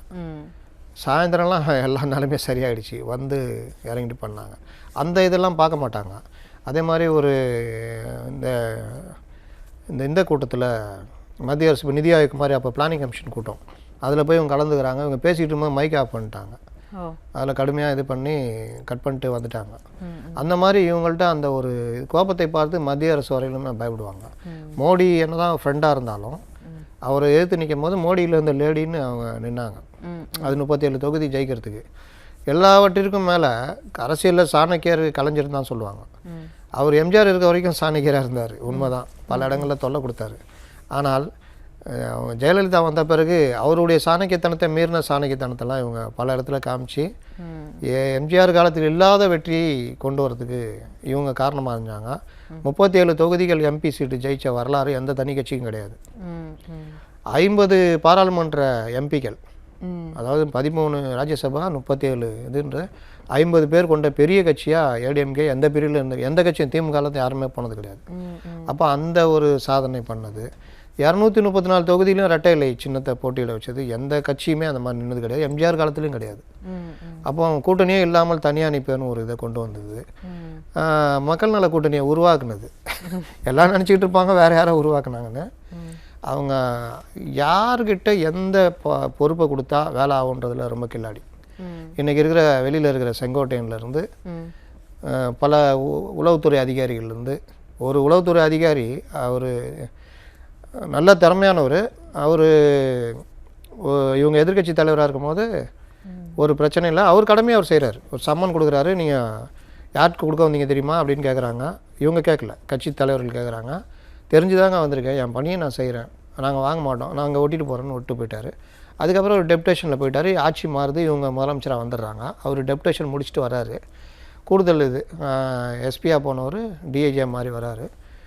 வந்த உடனே டிஜிபிக்கே பயம், ஏன்னா இவர் பண்ணதெல்லாம் தெரியும், அவங்க எப்படி எடுத்துக்குவாங்களோன்னு பயந்துட்டு நீங்கள் எதுக்கும் சிஎம்ஐ பார்த்துருங்க அப்படின்றாங்க. அவங்க பாலத்துக்கு அங்கே போட்டுடுறாங்க. அதுக்கும் எனக்கு ஒன்றும் பிரச்சனை இல்லை மேம், அவருக்கு எங்கே போட்டாலும் பரவாயில்லன்ற மைண்ட் செட்டு தான். ரொம்ப நேர்மையாளர், சமீபத்தில் தான் அவர் ரிட்டையர் ஆனார். போய் பார்த்த உடனே வாங்க உட்காருங்க எப்போ வந்தீங்க அப்படின்னு கேட்குறாங்க. அது ரிசீவ் பண்ணுறதே அவருக்கு ஆச்சரியமாக இருக்குது. அப்புறம் டக்குன்னு இன்டர்காம் எடுத்து இது பண்ணி கனெக்ட் பண்ணுங்கன்னு சொல்லிட்டு இந்த மாதிரி அவர் வந்திருக்காரு, அவர் உளவுத்துறையில் போடுங்க அப்படின்னு. அங்கேருந்து பதிலே இல்லை அந்த மாதிரி இது இல்லைன்னா அப்போ இன்டர்னல் செக்யூரிட்டியில் போடுங்கன்னு சொல்லிட்டு நீங்கள் ஜாயின் பண்ணிக்கங்கன்னு. ஆக்சுவலாக இவர் என்ன எதிர்பார்த்து வந்தாருன்னா எங்கேயோ கடை கோடியில் தூக்கி அடிப்பாங்க, அந்த கோபம் இருக்கும்னு. ஆனால் அவங்கள பொறுத்த வரைக்கும் என்னென்னா இவர் இதற்கான ஆள், இவரும் நம்ம கரெக்டாக பயன்படுத்தணும் அப்படின்னு. அந்த மாதிரி பலரையும் நான் சொல்லி கேட்டிருக்கேன். அதனால் அவங்க அந்த நிர்வாகத்தில் வந்து ரொம்ப தெளிவாக இருந்தாங்க. அதனால தான் அவங்க வந்து அந்தளவுக்கு போக முடியாது. கட்சிக்குள்ளேயும் அது இருந்தது. நீங்கள் இவருக்கு தான் அவருக்கு தான்லாம் கிடையாது. இன்றைக்கி மந்திரி நாளைக்கு எந்திரி, நீ எவ்வளோ பெரிய ஆளாக இருந்தாலும் அதெல்லாம் கிடையாது. கரெக்டாக இருந்தீங்கன்னா கரெக்டாக இருப்பீங்க அப்படின்னு. அம்மாவுடைய பொது வாழ்க்கையெல்லாம் ஒரு பக்கம் இருந்தாலும் அவங்களுடைய தனிப்பட்ட வாழ்க்கையில் சிறு சிறு ஆசைகள்னு அவங்களுக்கு இருந்திருக்கும். அதில் முக்கியமானது உணவு பழக்கம். எப்படி சாப்பிடுவாங்க சார்? இனிப்பு ரொம்ப விரும்புவாங்கன்னுவாங்க. ஐஸ்கிரீம், அந்த ஐஸ்கிரீம் வந்து கடைசி வரைக்கும் அவங்க அதை சாப்பிட்றத விடவே இல்லைன்னுவாங்க. ஏன்னா அவ்வளோ ஒரு ஐஸ்கிரீம் பிரியை அப்படின்வாங்க. அந்த மாதிரி இன்னொன்று அந்த மருத்துவமனையில் இருந்த காலகட்டம் கூட அந்த சில மருத்துவர்கள் பேசி நான் கேட்டிருக்கேன். அப்படியே பயந்துக்கிட்டே வருவாங்க, என்ன அந்த ப்ரெஷர்னா போய் அவரை வர சொல்லு அப்படின்வாங்க. அப்புறம் அவர் வந்து இல்லை இது எடுக்கணும்னா அப்புறம் சரி. அந்த மாதிரி எல்லாமே அவங்க தான் அப்படின்ற மாதிரி தான் இருக்கும். அந்த மாதிரி சில இதெல்லாம் வந்து ரொம்ப இதுவாக இருப்பாங்க. சரிங்க சார், நிகழ்ச்சியினுடைய நிறைவு பகுதிக்கு வந்துட்டோம். இவ்வளோ நேரம் தியாக தலைவியுடைய புரட்சி தலைவியினுடைய வரலாறுகளை எவ்வளோ அழகாக தெளிவாக ரொம்ப எங்களுக்கு பிடிச்ச மாதிரி சொல்லியிருக்கிறீங்க. மிக்க நன்றி சார். நன்றி. மக்களால் நான், மக்களுக்காகவே நான்.